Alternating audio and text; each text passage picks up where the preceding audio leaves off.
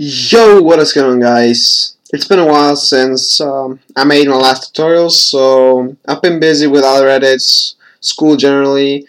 So today I will be showing you how to do my motion tracks, and also I will be showing you some advanced techniques on motion tracking. So let's start off with the basics. Open up After Effects and go to File, Import, and click File. And then go ahead and choose your cinematic. It could be any scene you want. I will use a Call of Duty scene, a cinematic in Call of Duty. You could also use real life footage, anything. So let's see. I'm going to use this scene right here. So After Effects imported my cinematic. Next time I'm going to take my scene and I'm going to put it in a new composition. So how you do that is you just take your scene and drag it in this little box here.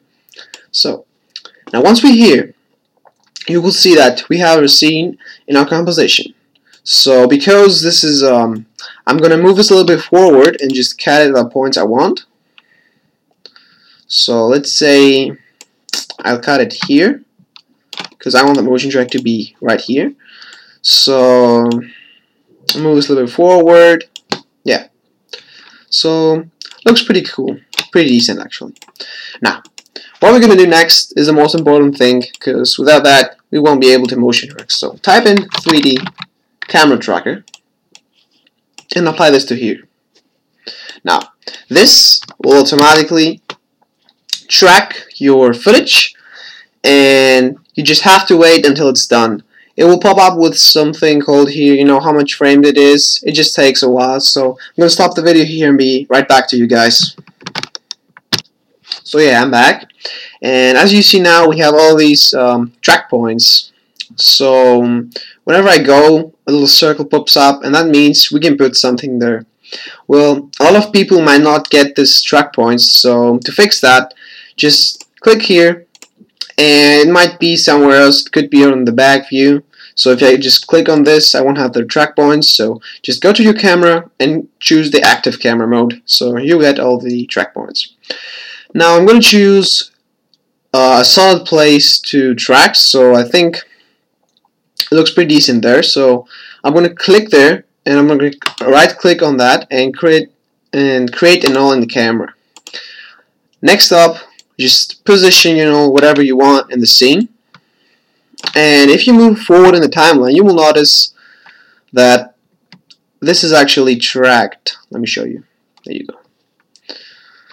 So this is tracked. Well, the next step is to create a text. So just take your text tool and type in, let's say, I'm going to type in Creedy. So yeah, there we go. And I take my text here. Well, for the font, I'm using BellGothic STD. It's a real clean font, and you can mess around with the settings to make this look thicker and thinner. I'm going to show you how to do that. Well, if you move this tool, you can put the letters far away or near. So I prefer using them near. So what we have now. Wait, I'm going to do this black text so you guys can watch better. So change this to black. So as you see, I have black text right here. It says Creedy. Now the next thing to do is create a new solid, and we're going to type in element, and we're going to effect and presets, and we're going to type in element 3D. So we take element, put it on the solid, wait for it to load.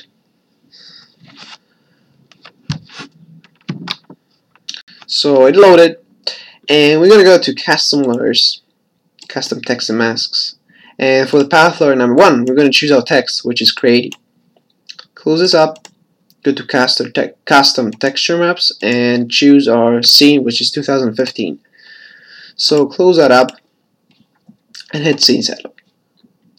It brings up this page here, and what we have to do now is we have to click extrude. So we click that, and as you just see, we get our text, which looks pretty cool. And we're going to go to extraction model, sorry.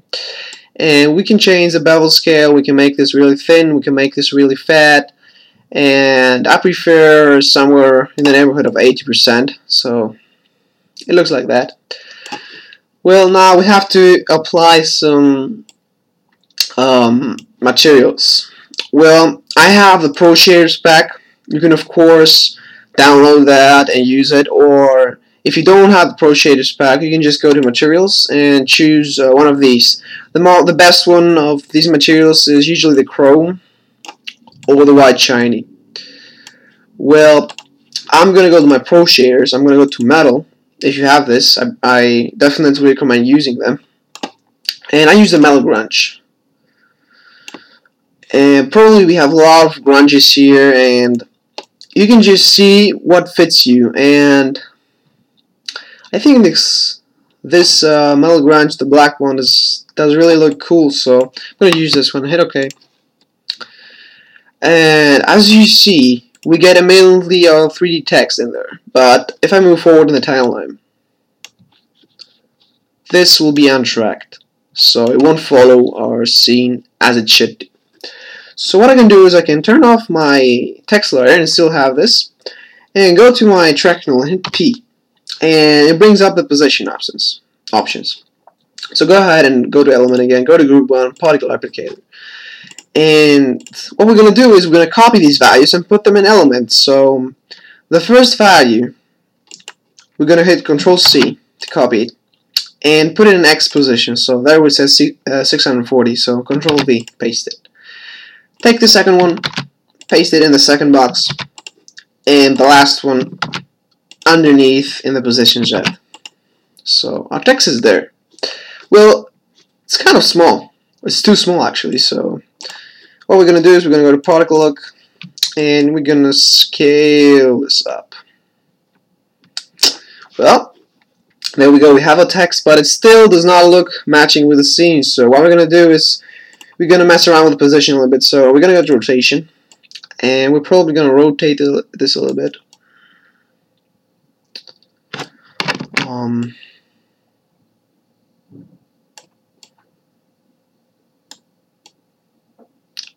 You know, just mess around with the settings until it fits you. Well, I think that looks pretty good. I think 0 is better. Or -3. Yeah, there we go. So as we see, we have a text right in our scene. So now we're gonna play around with the look because we did the most part of it. So what we're gonna do is we're gonna close our group 1, and we're gonna go to render settings. We're gonna go to environment, and we're gonna choose our 2015 layer map, which is our scene. And what we're gonna do is we're gonna go to ambient occlusion, hit enable, and bring this up to 10. So immediately you see we get shadows, but not so good ones. So we're going to change the area samples to 50 and turn the area radius to 3. So basically what this does is it creates shadows that definitely actually it recognizes like the K is a separate object and the R is a separate object, so I can just explain to you, and it makes shadows. So now we made our shadows. What we need to do is we have to play around with the look because this does not match the scene at all. So we're gonna go to lightning. And here you can just choose whatever you want. I usually use the natural lightning or the cinema lightning, or just use the default lights and create your own lights, because that's what we're gonna do. So basically, if you want to do a fast motion track, just use natural lights or the cinema lights. These are the best ones. So I'm going to choose none for default lights for now, and I'm going to close up my render settings. And what I'm going to do now is I'm going to go to layer, new, and I'm going to create a new light. Now, here's the deal. I'm going to name this key light, so we know what lights we're doing, and we choose a parallel light. And we're going to take this little tool here and try and choose like a background color which will match the scene. So let's say I'm going to choose the blue of the sky and hit OK. Now as you see, we have light here, and pretty much I won't change this position because it looks perfect. It just looks perfect. It's not, the colors of the motion tracker look pretty good. So to actually show you the shadows in here, so I'm going to go to group 1, particle applicator, and I'm going to go to particle look again. and I'm going to hit multi-object and hit enable. What this does, it brings up thousands of values. A lot of you would get confused, but what we're going to do is we're going to change the rotation of the text. So we're going to rotate it randomly so you guys can see the shadows. So let's see. You can rotate it like that. You can rotate it like that, which you just love. Look at how awesome this looks. Well, so you can actually better see the shadows that are facing here. Now, if I go ahead and go to my render settings again, go to my ambient occlusion, and if I turn this off, you will definitely see that there's some shadows appearing and disappearing in the text.